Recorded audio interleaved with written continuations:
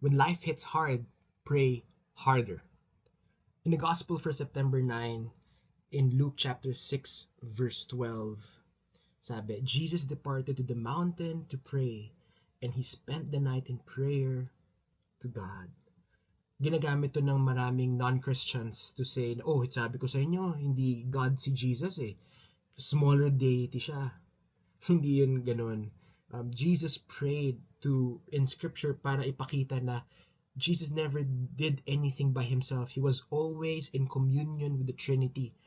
Never siya gumagawa ng isang bagay na sa kanya lang. It's always in union, in communion with the Heavenly Father and the Holy Spirit. Because He wants to show us na if you're in prayer, if you're communing to God, you'll be in the right place. Kahit feeling mo malabo siya, wala siya sa plano mo, or it doesn't seem possible. Para for example, pag nag-Waze ako, tapos parang pinapaikot niya ako ng malayo habang nagda-drive. So naglalabang kami ng Waze, and pag hindi ko sinusunod yung Waze, mas napapatagal, napapatraffic. Because mas naniniwala ko sa sarili ko kaysa sa Waze. And same thing with God.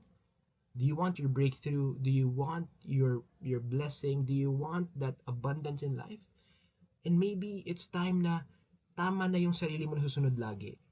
What if i-try mo si Lord naman ang masunod? Baka mas gumanda buhay mo. This is Scripture Unlocked. I pray that God will bless you. Enjoy reading Scripture.